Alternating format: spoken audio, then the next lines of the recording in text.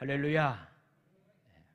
스코틀랜드 사람들에게는 자녀가 초등학교에 입학하게 될 때 아이들이 안쪽 호주머니에다가 작은 글씨를 쓴 사랑의 쪽지를 넣는 풍습이 있다고 합니다. 이제 막 글을 깨우치는 어린아이들이 처음으로 읽는 그 쪽지에는 다음과 같은 글이 적혀져 있다라고 말합니다. 얘야, 사람이 죽을 때 입는 수의에는 주머니가 없단다.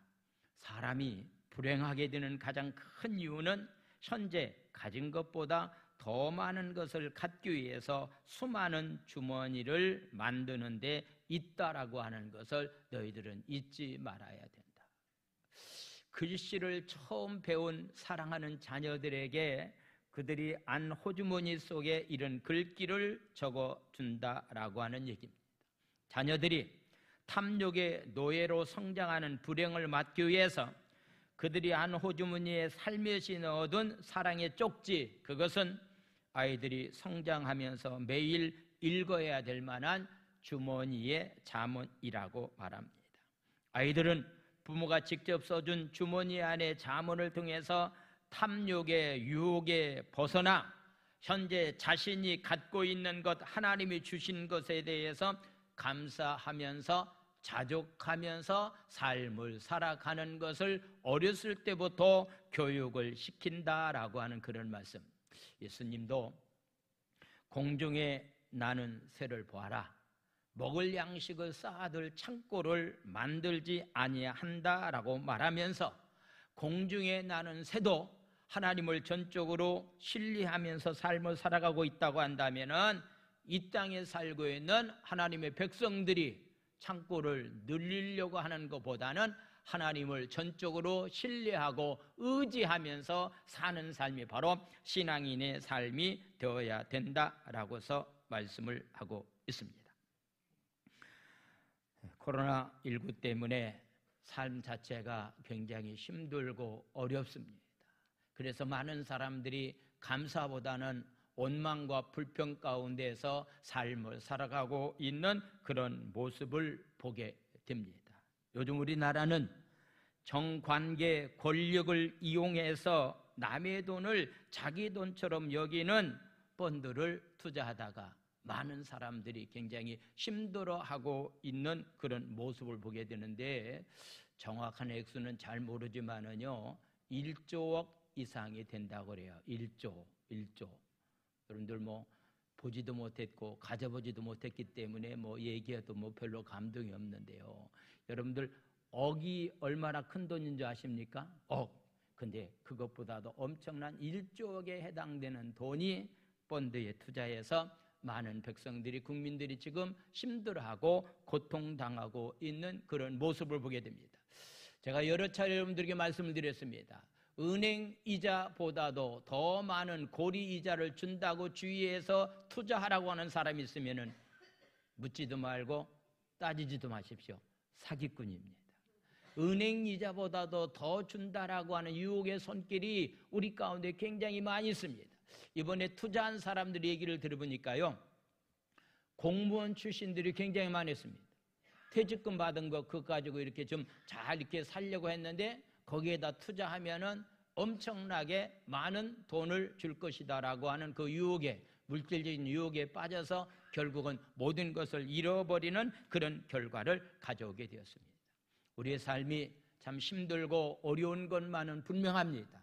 이럴 때일수록 우리의 삶이 자족하면서 감사하면서 사는 삶이, 여러분들의 삶이, 우리의 삶이 되기를 예수님의 이름으로 축원을 드립니다. 할렐루야.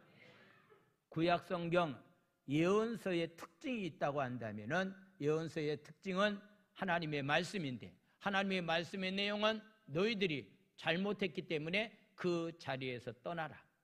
너희들이 삶이 하나님 오시기에 합당치 못하기 때문에 그 자리에서 너희들이 떠나야 된다라고 하면서 회개를 촉구하고 있습니다. 회개하기만 하면은 내가 너희들의 잘못을 용서해 주신다. 그리고 다시 옛날보다도 더 많은 것으로 하나님은 우리를 회복시켜 주신다라고 하는 것, 이것이 바로 구약 성경에 나와 있는 모든 예언자들이 말씀하고 있는 그런 내용의 말씀입니다. 오늘 에레미야 33장에 나와 있는 말씀도 예언자 가운데서 대예언자에 해당되는 에레미야라고 하는 예언자가 지금 예언의 말씀을 하고 있습니다. 지금 남쪽과 북쪽이 강대국의 포로로 잡혀가기 때문에 포로 가운데 너희들은 그냥 대항해서 싸우려고 하지 말고 그냥 너희들이 끌려가라. 그리고 때가 되어서 70년이라고 하는 시간이 지나면은 하나님께서 다시 민족을 회복시켜 주실 것에 관해서 말씀을 하고 있는 것이 바로 오늘 에레미야 33장에 나와 있는 말씀입니다. 특별히 코로나19 때문에 예배가 회복되는 일들이 빨리 일어나야 되겠다라고 생각이 되고, 경기도 회복돼야 되고, 정의와 공의도 회복돼야 되고, 거룩함이 회복되는 그런 삶이 우리 삶이 되어야 되리라고 생각이 되어집니다. 정확한 것은 잘 모르지만은 당근마트에 이런 광고물을 내놓은 사람이 있다고 하는데, 서귀포에 살고 있는 어느 여인이 자기 아이를 팔겠다라고 이렇게 내놨다는 얘기, 광고 들으셨어요? 어제 방송 들으셨어요? 이거 좀 어떻게 삶을 살아가고 있는지, 자기 자식을 팔겠다라고 내놓는 그런 삶이 지금 우리 제주에서, 서귀포 지역에서 그런 일이 일어나고 있다라고 하는 것은요, 지금 우리가 윤리라고 하는 것, 도덕이라고 하는 것이, 모든 것이 정의라고 하는 것이, 진실이라고 하는 것이요, 모든 것이 지금 다 땅에 떨어진 가운데서 삶을 살아가고 있는 시대에 우리가 삶을 살아가고 있기 때문에, 우리가 정신 바짝 차리지 않는다고 한다면은, 하나님 말씀에 귀를 기울이지 않는다고 한다면은 우리는 멸망의 자식으로서 죽을 수밖에 없다라고 하는 것을 우리에게 말씀하고 있습니다. 오늘 성경은 여호와라고 하는 이름을 가지신 이스라엘의 하나님은 반드시 우주 만물을 창조하신 하나님이고, 창조 세계 속에서 모든 것을 다스리고 우주 만물을 주관하여 주시는 하나님입니다. 그런데 그 하나님이 지금 이스라엘 민족을 향해서 말씀하고 있습니다. 오늘 또 예배를 드릴 때에 사도신경을 가지고 고백을 했습니다. 첫 번째 고백이 전능하사 천지를 만드신 하나님을 내가 믿습니다라고 하는 것, 우주 만물을 창조하신 하나님을 믿는다라고 하는 것, 창조하신 하나님께서 우주 만물을 주관하고 계시다라고 하는 사실을 믿는다라고 하는 것으로 시작하듯이, 천지 만물을 창조하신 하나님께서 자신을 향해서 부르짖으라고 명령하고 있는 겁니다. 부르짖고서 기도하기만 하면은 응답해 주시겠다라고 약속하고 있습니다. 그래서 그가 알지 못하는 크고 은밀한 일을 너에게 보여주겠다라고서 말씀하고 있습니다. 내일이 어떤 일이 일어날 것인가에 관해서, 미래가 어떻게 전개될 것인가라고 하는 것을 알고서 삶을 산다고 한다면은 불안함이 없을 겁니다. 그런데 내일 어떤 일이 일어날 것인가라고 하는 것, 2019년도에요. 2020년도에는 지금까지도 한 번도 살아보지 못한 코로나19 때문에 이런 일로 삶을 살게 될 것이다라고 하는 것을 미리 안 사람이 있다고 한다면은요, 백신을 빨리 개발해서 이런 것도 이길 만한 것들이 있었을 거라고 생각이 되어집니다. 그런데요, 내일 일을 알 수가 없습니다.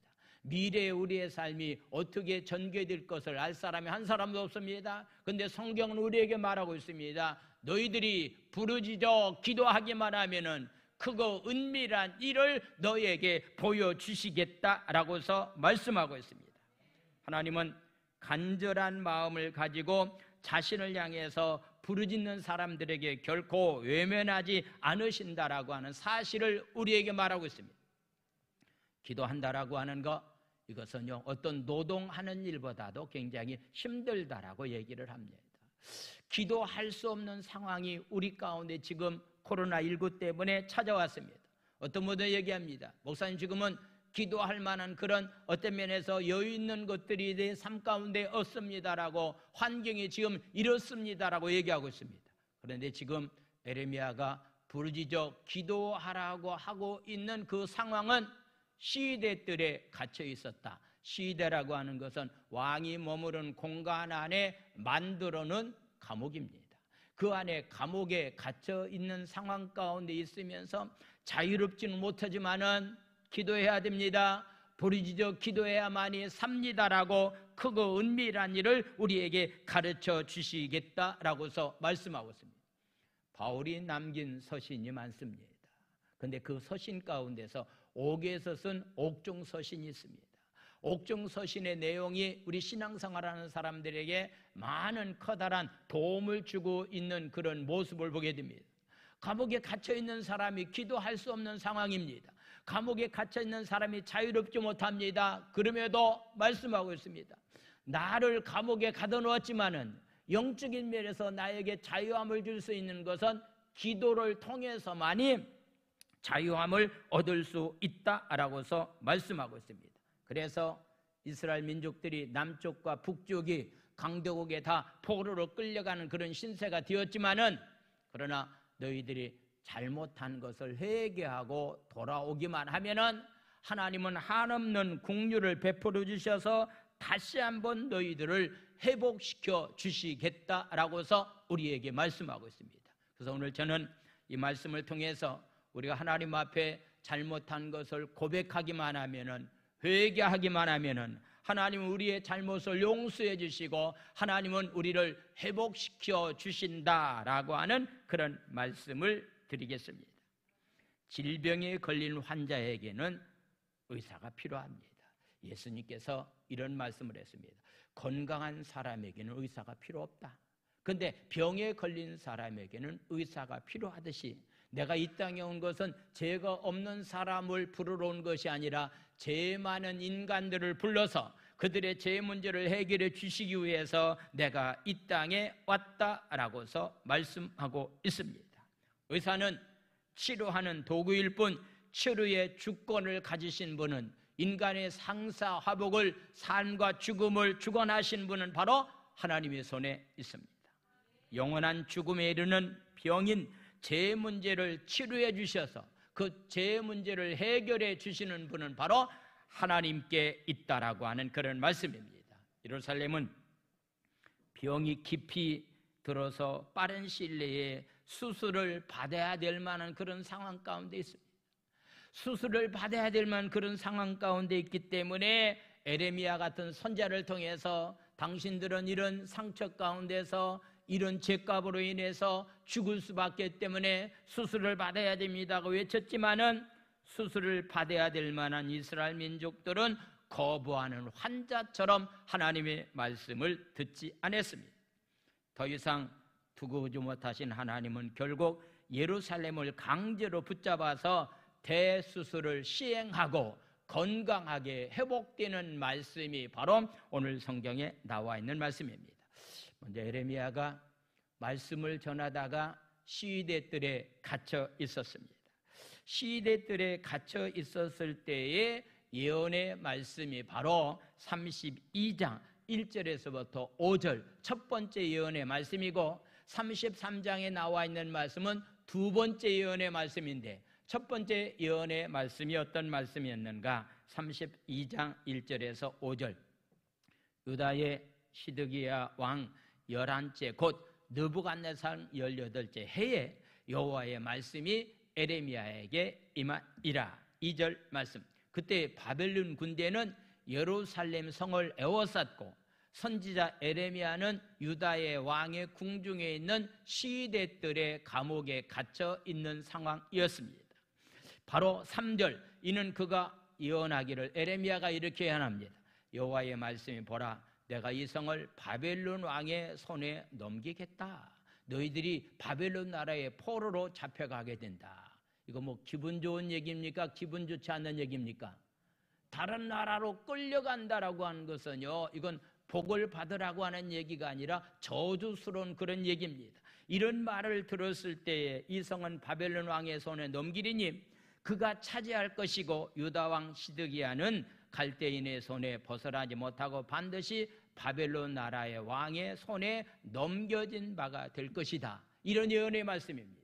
하나님의 말씀입니다. 기분 좋지 않는 그런 말씀입니다. 그런데 하나님의 말씀이기 때문에 이 말씀 따라서 그대로 들어야 될 텐데 이들이 불순종하게 됩니다. 그래서 이렇게 예언의 말씀을 전했다라고 하는 것 때문에 망할 수밖에 없다라고 하는 것을 전했다라고 하는 것 때문에 시대들의 예레미야가 갇혀 있는 상황 가운데 있었다라고 하는 그런 말씀입니다. 두 번째 하나님의 예언의 말씀이 임한 말씀이 바로 1절에서부터 3절에 나와 있는 말씀인데, 그래서 악행을 저지른 이스라엘 민족들에게 악행을 도려낸다라고 하는 그런 말씀인데, 바로 암화에 걸려있는 사람이 병원에 가서 치료를 받으면서 약물로 치료받고 항암 주사로 치료받고 수술로 치료받고 암세포를 죽임으로 인해서 치료받는 그런 과정이 암 환자에게는 있습니다. 그런데 그것을 암 환자가 거부하고 있다? 의사가 치료받아야 된다면서 거부하고 있기 때문에 결국은 거부함으로 말미암아서 하나님의 강권적인 역사가 있어서 그들이 잘못된 악행을 도려내고 있는 그런 모습을 보게 됩니다. 이미 로마서 1장에서 말씀을 드렸습니다. 잘못했음에도 불구하고서 하나님 앞에 돌아오라고 얘기함에도 불구하고서 끝까지 그냥 돌아오지 않는 사람은 때로는 하나님은 그를 그냥 내버려 둔다라고 말하고 있습니다. 이 땅에서 가장 비참한 인생이 있다고 한다면요, 하나님의 관심 밖에서 사는 사람들입니다. 그래도 잘못했을 때 하나님이 채찍을 들어서 그들을 다시 회복시키려고 하는 것이 하나님의 사랑입니다. 그래서 지금 이스라엘 민족들이 잘못된 삶 가운데 있었을 때에 그들이 잘못된 것을 깨닫게 하기 위해서 강대국의 포로로 끌려가고 고통당하고 있는 그런 면이 하나님은 이스라엘 민족을 사랑했기 때문에 그런 일들이 일어났다라고 말씀하고 있습니다. 그래서 1절과 3절의 말씀을 보겠습니다. 1절, 3절. 예레미야가 아직 시대들에 갇혔을 때에 여호와의 말씀이 그에게 두 번째 임했습니다. 내용은 어떤 내용이었는가? 2절, 일을 행하시는 여호와, 그것을 만들어 성취하시는 여호와, 그의 이름을 여호와라는 이가 이와 같이 이르시되라고 하는 말씀인데, 하나님은 어떤 분이냐면요, 일을 행하시는 하나님입니다. 그것을 만들어서, 일을 만들어서 그 일을 성취하시는 하나님입니다. 저와 여러분들이 믿고 있는 하나님이 바로 이런 하나님입니다. 할렐루야. 일을 행하시는 하나님, 그것을 만들어서 모든 것을 이루어 가시는 하나님이라고 말씀하고 있습니다. 이런 하나님이기 때문에 이런 일을 하나님을 향해서 하나님의 일하실 수 있도록, 그것을 만들어서 성취할 수 있도록 해야 될 만한 일이 하나 있다고 한다면은 그것은 바로 3절은 우리에게 이렇게 말씀하고 있습니다. 3절 말씀은 우리가 너무 잘 아는 말씀인데요, 이 말씀을 한번 다 같이 읽겠습니다. 시작. 너는 내가 내게 응답하겠고 내가 알지 못하는 크고 은밀한 일을 내게 보이리라. 할렐루야. 크고 은밀한 일을 하나님은 우리에게 보여주시겠다라고서 말씀하고 있습니다. 기도하기만 하면은, 부르짖어 하나님 앞에 매달리기만 하면은 하나님께서 크고 은밀한 일, 장래 일어날 일, 지금 현실의 삶 가운데서 당하고 있는 모든 고난의 문제를 해결할 만한 능력을, 일을 시작하시고 일을 성취하시는 분이 기도하라고 우리에게 말씀하고 있습니다. 여기서 크고 비밀한 일은 첫 번째는요, 1단계는 예루살렘이 처참한 파괴를 당한다라고 하는 그런 얘기입니다. 성벽은 무너지고 성읍에는 시체가 가득하게 된다라고 하는 것, 이것이 바로 크고 은밀한 비밀 가운데서 첫 번째 비밀입니다. 너희들이 회개하고 빨리 돌아와야 될 텐데 그렇지 못하기 때문에 너희들에게 강대국의 포로로 잡혀가서 많은 고통을 당하게 된다. 그리고 난 다음에 너희들이 깨닫고 하나님 앞에 돌아오게 되는데 그들이 당하고 있는 4절과 5절은 말씀하고 있습니다. 4절, 5절. 이스라엘 하나님 여호와께서 말씀하시느니라. 무리가 이 성읍의 가옥과 그들이 살고 있는 집, 유다 왕궁을 다 헐어서 갈대인의 바벨론 사람들의 참호와 칼을 대항하여서 싸우려고 했다라고 하는 것, 5절에 나와 있는 말씀 보겠습니다. 싸우려 하였지만은 내가 나의 노염과 분함으로 그들을 죽였다라고서 말하고 있습니다. 하나님이 회개하고 돌아와야 될 만한 하나님의 백성들이 돌아오지 아니하기 때문에 하나님의 마음 가운데 노염이 있었습니다. 하나님의 마음 가운데 분함이 있었다라고 하는 그런 얘기입니다. 하나님을 노엽게 하고 하나님을 분하게 만드는 그 삶이 평탄하지 않고 그들은 다 죽게 되었다. 그래서 그들을 죽이고 그들의 시체로 이 성을 채우게 하였나니 이는 그들의 모든 악행으로 말미암아 나의 얼굴을 가리어 이 성을 돌아보지 아니하였다라고서 말하고 있습니다. 하나님의 노염과 분함, 하나님이 우리를 향해서 얼굴을 가리면은 우리는 끝장입니다. 그래서 날마다 우리는 하나님의 얼굴을 구하는 자로서의 삶을 살아가는 삶이 되어야 됩니다. 길거리에는 사람들이 오고 가야 될 텐데 시체가 널려 있어서 다니기조차도 불편한 정도가 되었다라고 하는 것을 말하고 있습니다. 코로나19 때문에 사망자가 많은 사람들이 죽어져 가고 있고요. 특별히 우리나라는 어떤 면에서 이렇게 방역 대책에서 잘하고 있기 때문에 많은 사람들이 죽었지만은 장례 치르는 일은 그렇게 어렵지 않았다라고 생각을 해보게 됩니다. 그런데 우리가 잘 아는 대로 남미에 해당되는 브라질 같은 경우는요, 사람들이 너무 많이 이렇게 코로나19 때문에 죽어서 나무관을 사용하지 못하고 나무관 대신에 무슨 관을 썼다고 그러죠? 종이로 만든 관을 써서 장례를 치를 수밖에 없는 상황 가운데 길거리의 시체가 병원마다 시체를 처리하지 못하고 있는 그런 일들을 우리는 매스컴을 통해서 보았습니다.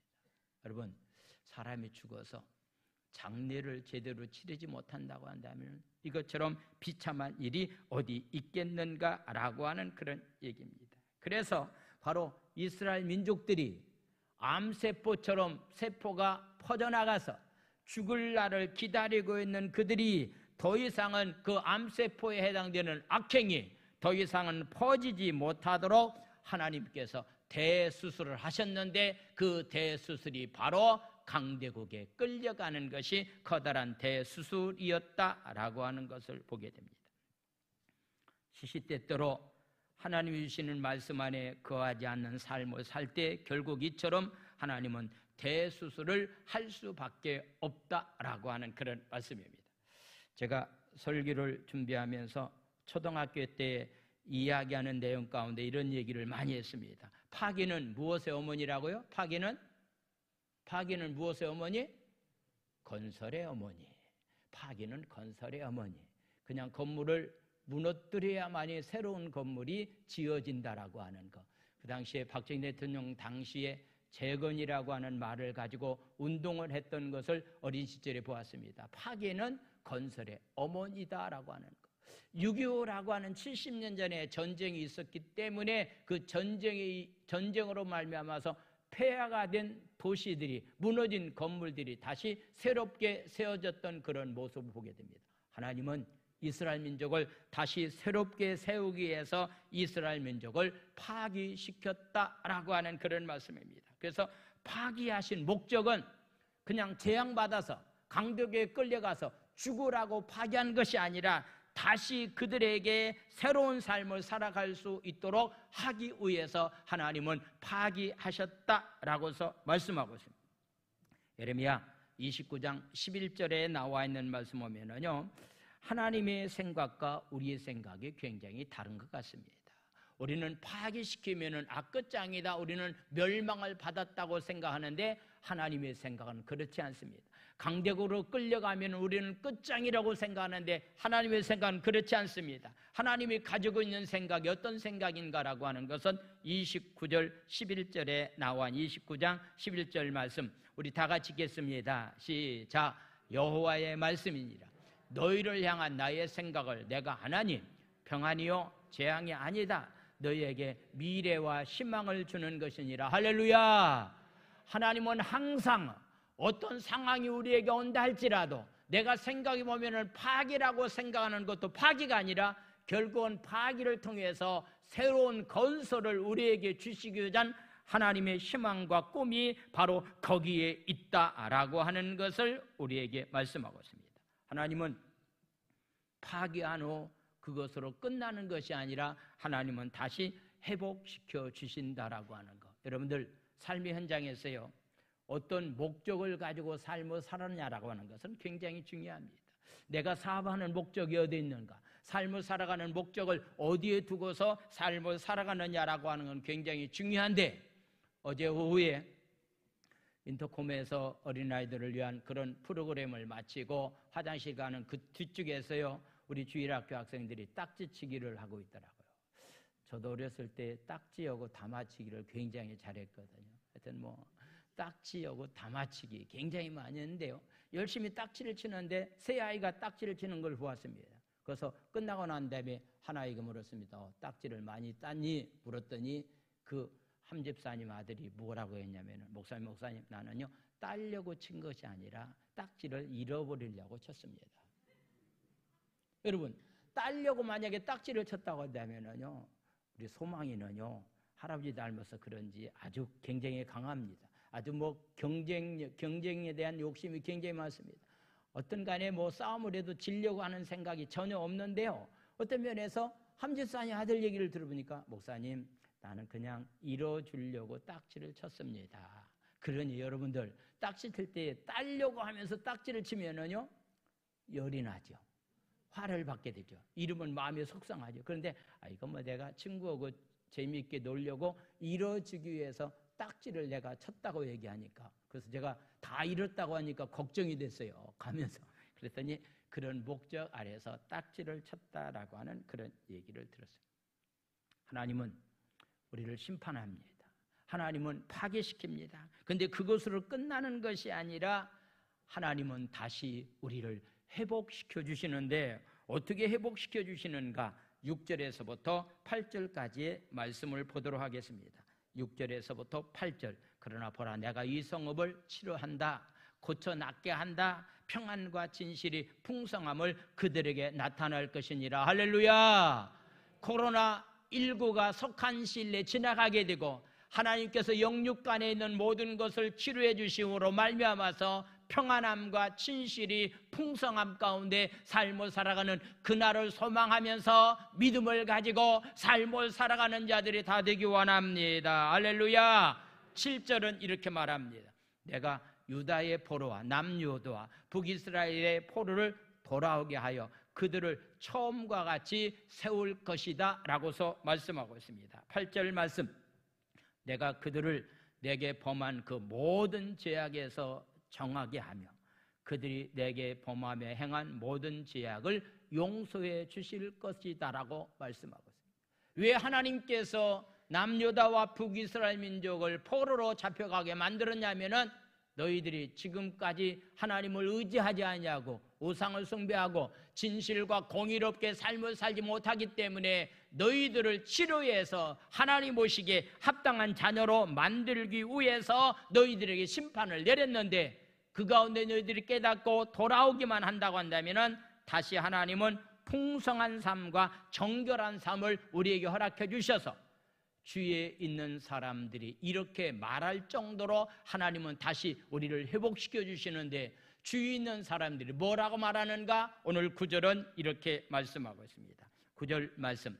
이 성읍이 세계 열방 앞에서 나의 기쁜 이름이 될 것이며, 할렐루야, 찬송과 영광이 될 것이고, 그들은 내가 이 백성에게 베푼 모든 복을 들을 것이고, 내가 이 성읍에 베푼 모든 복과 모든 평안으로 말미암아 두려워하며 떨게 될 것이다. 할렐루야. 하나님께서 다시 이스라엘 민족을 회복시켜 주시면은 주위에 있는 사람들이 떨게 될 것이다, 놀라게 될 것이다. 아니, 하루아침에 멸망했던 사람들이 어떻게 이렇게 다시 회복했느냐라고서 주위의 사람들을 놀라게 할 것이다 라고서 말씀을 하고 있습니다. 아마도 이런 말씀은 예루살렘 거민들이 포로로 잡혀가는 가운데 있을 때 들려준 말씀인데요, 듣기에는 너무나도 비현실적인 말이 아닙니까? 지금 포로로 끌려가는 사람들에게 회복되어서 전에보다도 놀라운 하나님의 축복 가운데서 삶을 살 것이다 라고 하는 말은 현실적인 면에서는 맞지 않습니다.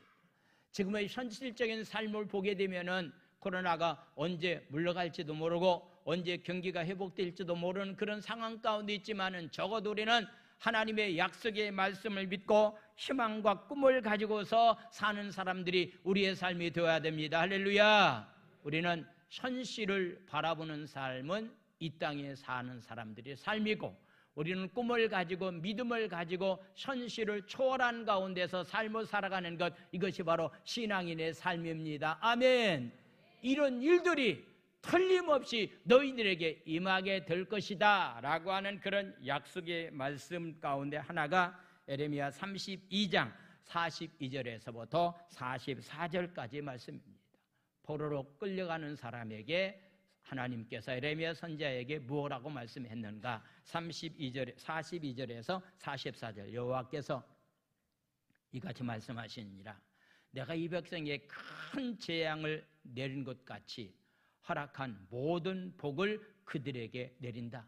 지금은 재앙 가운데 있지만은 앞으로 너희들에게 큰 복을 내리게 될 것이다. 43절 말씀, 너희가 말하기를 황폐하여 사람이나 짐승이 없고 갈대인의 손에 넘긴 바 되었다는 이 땅에서 사람들이 밭을 사대라고서 말하고 있습니다. 지금 포로 가운데 황폐한 땅이 되었고 짐승도 없고 사람도 없어서 갈대 사람들에게 다 넘기반된 이 땅을 너희들이 땅을 사라고 얘기하고 있습니다. 여러분, 지금 우리나라 경기는 어떻습니까? 지금 땅을 살 때입니까? 사지 말아야 할 때입니까? 지금 땅값이 많이 올랐죠? 지금 여러분들 어떤 면에서 아파트 구입하고 산다라고 하는 자체도 굉장히 힘들고 어려운 상황 가운데 분명히 있는 것은 분명합니다. 지금 포로로 잡혀가고 있는 에레미야에게 70년 후에 돌아오니까 너희들이 땅을 사놓고 가는 것이 좋다라고 땅을 사라고 얘기하는 거예요. 자, 여러분, 하나님께서 에레미야 선지자에게 말씀하신 말씀대로 오늘 제가 에레미야 선지자라고 얘기한다면, 오늘부터 여러분들이 집에 돌아가서 땅을 사십시오 라고서 얘기한다면 따를 사람 손 들어보시봐요. 부동산 말을 듣지 제 말을 듣겠습니까? 아마도요, 상황은요, 그 말씀을 따라서 순종한다라고 하는 것은 쉽지 않는 상황입니다. 근데 기억하십시오. 하나님께서 땅을 사라고 하면 땅을 사는 거예요. 하나님께 땅을 사지 말라고 하면 땅을 사지 마는 겁니다. 어떤 환경 때문에, 어떤 조건 때문에 우리가 삶을 살아가는 것이 아니라 적어도 신앙이라는 것에서 우리가 삶을 살아갈 수 있는 길은 말씀의 근거에서 삶을 살아가는 겁니다. 할렐루야. 그래서 그들이 땅을 사라고 이렇게 말씀했기 때문에 그들이 땅을 사놓고 바벨론 나라에 그들이 끌려가고 있는 그런 모습도 보게 됩니다. 그런데 하나님께서 그런 상황 가운데 있지만은 다시 너희들을 회복시켜 주실 것에 대해서 거듭거듭 강조의 말씀을 하고 있습니다. 12절 말씀을 보겠습니다. 12절 말씀. 만군의 여호와께서 말씀하시라. 황폐하여 사람도 없고 짐승도 된 곳에 그 모든 성읍에 다시 목자가 살 곳이 있으리니 그의 양떼를 눕게 할 것이다 라고서 말하고 있습니다. 목축업을 이곳에 와서 돌아와서 다시 너희들이 주업인 목축업을 하게 될 것이다. 13절 말씀입니다. 13절 산지 성읍들과 평지 성읍들과 네겝의 성읍들과 베냐민 땅의 예루살렘 사면과 유다 성읍들에서 양떼가 다시 계수하는 자의 손 아래로 지나리라 여호와께서 말씀하셨다. 여기서 말하고 있는 양떼는 짐승을 말하고 있지만 사람들을 말하고 있습니다. 많은 사람들이 예루살렘과 유다 나라에 많은 사람들이 이렇게 번성해서 많은 사람들이 늘어나게 될 것에 관해서 말씀을 하고 있습니다. 하나님께서 거듭거듭 말씀하고 있습니다. 내가 다시 너희들을 회복시켜 주실 것에 관해서 이렇게 강조하고 있는 그런 모습을 보게 됩니다. 옛날이나 지금이나 자기 백성을 절대로 포기하지 않습니다. 하나님 앞에서 회복하기를 두려워하지 않는 성도들이 되기 원합니다. 아멘. 이렇게 끝나면 어떻게 될 건가라고 하는 두려움을 갖지 마십시오. 육체 연약함 가운데 있는 사람이라 할지라도 이렇게 연약한 가운데 내가 죽으면 어떻게 될 것인가라고 하는 생각을 갖지 마십시오. 하나님은 옛날이나 지금이나 자기 백성을 절대로 포기하지 아니하고 그의 삶을 하나님은 책임져 주십니다. 할렐루야. 그래서 거기에 대해서 말씀하기를, 지금은 정의가 없고 공의가 사라졌지만은 그들의 삶 가운데 다윗의 후손이 나오게 된다. 다윗의 후손은 성경에서 말하고 있는 예수님을 말씀하고 있습니다. 다윗에게 하나님은 약속했습니다. 그 약속의 말씀이 사무엘하 7장 12절에서부터 17절까지 나와 있는 말씀을 보게 되면은 다윗에게 말합니다. 너의 후손을 통해서 왕위가 끊어지지 아니할 것에 관해서 약속하고 있습니다.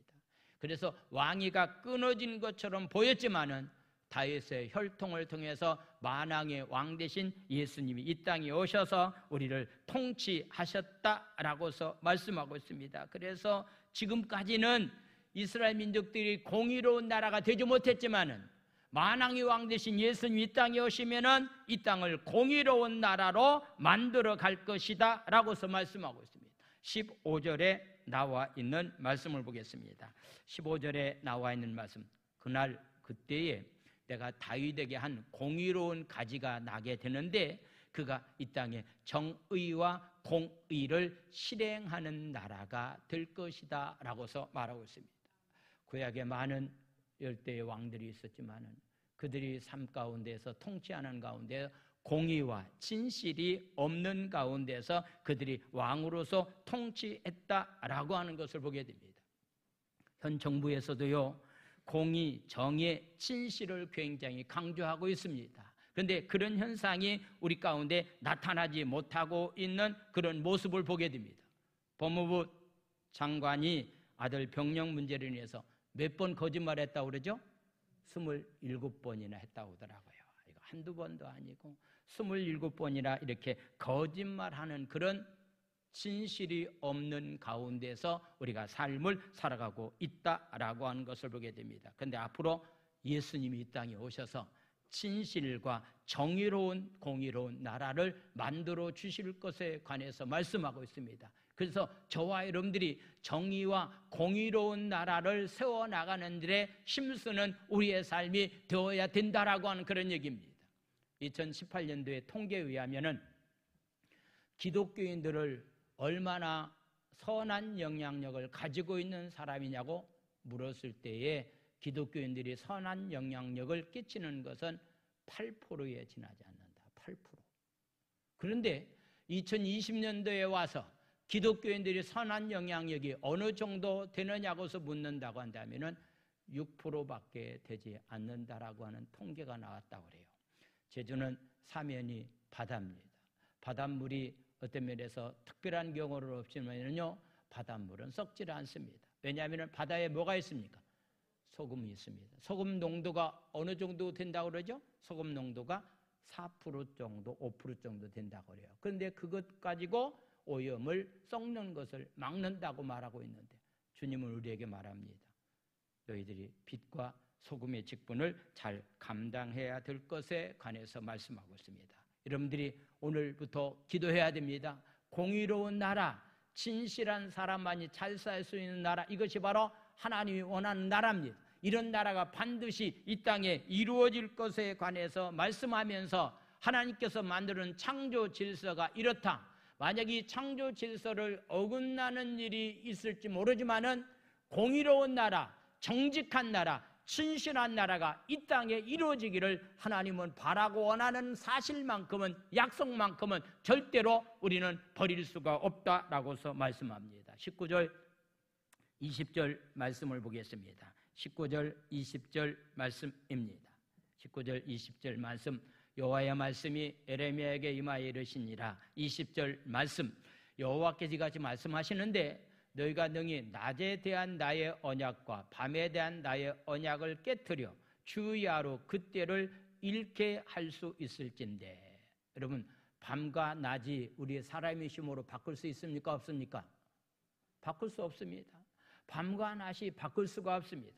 우리가 살고 있는 지구도요, 태양을 중심으로 해서 이렇게 지금 돌아가고 있습니다. 이것이 바로 창조의 질서입니다. 이것을 바꿀 수가 없습니다. 자기가 도는 궤도가 있는데 궤도를 어긋나게 되면 지구는 종말이라고 말합니다. 그런데 지금까지 어긋난 적이 없이 창조의 질서가 그대로 이루어졌다라고 하는 그런 얘기입니다. 지금 다윗을 통해서 공의로운 나라, 진실한 나라, 다시 이 땅을 회복시키겠다는 그 약속이 이것보다도 더 강한 약속이기 때문에 틀림없이 하나님은 이 약속을 지켜주실 것에 관해서 우리에게 말씀하고 있습니다. 그러므로 인해서 저와 여러분들이 가져야 될 만한 마음의 자세가 있다고 한다면은 세상을 우리가 살면서 실수하고 어리석은 선택을 해서 어려울 때도 있지만은 죽고 싶을 만큼 힘든 시절을 만날 때도 있지만은 그럴 때도 하나님은 결코 우리를 포기하지 않고 우리를 지켜주십니다. 아멘.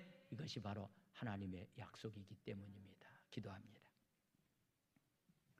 오늘 시간에 말씀을 생각하면서 우리가 하나님 앞에 잘못한 것을 회개하고 그러므로 인해서 하나님 앞에 용서를 구하고 회복되는 그런 역사가 내 삶 가운데 이 나라 민족에게 열방에게 이런 일들이 일어나게 해달라고 하나님은 반드시 약속한 것을 지켜주시는 분이기 때문에 이 약속의 말씀을 믿고서 삶을 살게 해달라고 우리 주여 삼창한 다음에 우리 통성으로 부르짖어 기도합니다.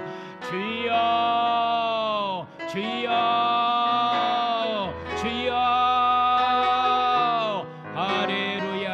하나님 아버지, 하나님의 사랑과 은혜를 진심으로 감사를 드립니다.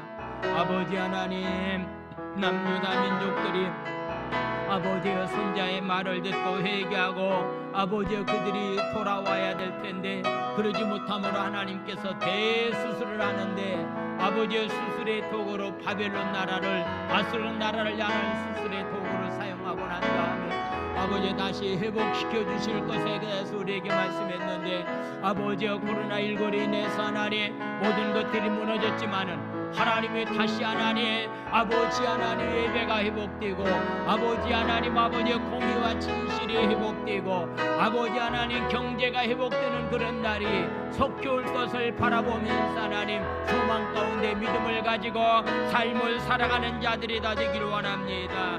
가족이 힘들고 어렵지만은 가정들이 회복되는 것을 바라보게 도와주시고 믿음을 가지고 하나님 아버지 기도하게 도와주시고 경제가 힘들고 어렵지만은 경제가 회복될 것을 믿음을 가지고 바라보면서 소망 가운데 하나님 삶을 살아가면서 주어진 환경 가운데 찾아가면서 만족하면서 감사하면서 하나님 삶을 살아가는 자들이 다 될 수 있도록 주님이 축복하여 주시옵소서. 할렐루야. 하나님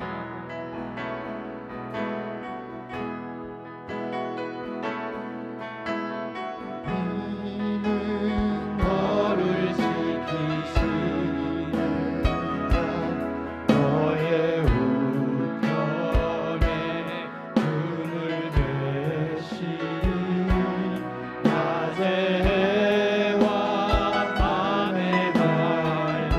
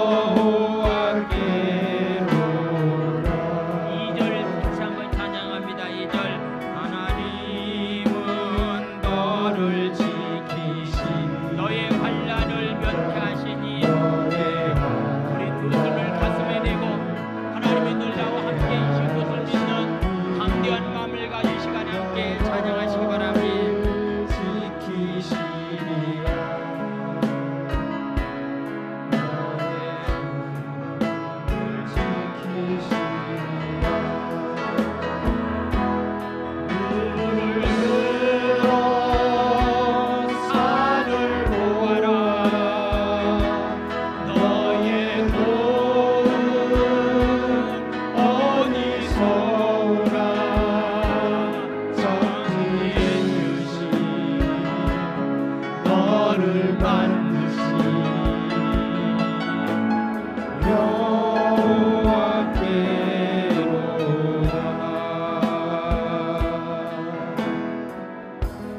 하나님 아버지, 이스라엘 민족들이 회개하고 돌아오기를 하나님은 기다렸지만은, 그러나 하나님의 기다림이 지쳐서 하나님이 노함과 분함을 그들에게 쏟으심으로 강대국의 포로로 끌려가서 고통을 당하게 되었습니다. 그들이 그 가운데 하나님 앞에 잘못한 것을 회개함으로 말미암아서 그들을 하나님 용서해 주시고 다시 하나님 고국 땅으로 돌아오게 해서 전에보다도 더 놀라운 은혜 가운데 삶을 살아갈 수 있도록 약속하신 말씀을 저희들은 믿습니다. 삶이 비록 힘들고 어렵다 할지라도 하나님, 아버지 하나님, 힘든 일들이 우리의 삶 가운데 있다 할지라도 하나님, 이럴 때일수록 치료의 하나님을 바라보게 도와주시고 약속의 하나님을 바라보는 믿음 가지고 하나님 삶을 살기를 원합니다. 무너진 가정들이 회복되기를 원합니다. 경제가 회복되기를 원합니다. 하나님과의 관계가 회복되기를 원합니다. 예배가 회복되기를 원합니다. 특별히 나라 민족이 하나님 공의와 진실과 거룩함이 회복되어지는 나라가 될 수 있도록 주님이 축복하여 주시옵소서. 오늘도 마음을 드리고 시간을 드리고 귀한 예물을 정성껏 주님 앞에 드리오니 주께서 축복하여 주시옵소서. 강단을 아름답게 장식하기 위해서 이렇게 꽃을 헌납한 사랑하는 장로님 가정 위에도 하나님의 놀라운 은혜와 축복을 허락하여 주시옵소서. 하나님, 육신의 연약함을 가지고 오늘도 주님 전에 찾아 나왔습니다. 나는 너희를 지키시는 하나님이다.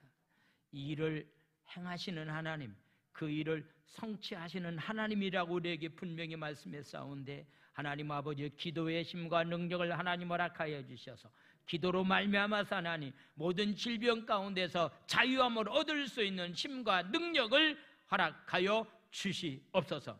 삶이 비록 힘들고 어렵다 할지라도 하나님의 회복하심에 대한 소망과 믿음을 가지고 삶을 살아갈 수 있도록 축복해 주시옵소서. 예수님의 이름으로 감사하며 축복 기도 드려옵나이다. 아멘.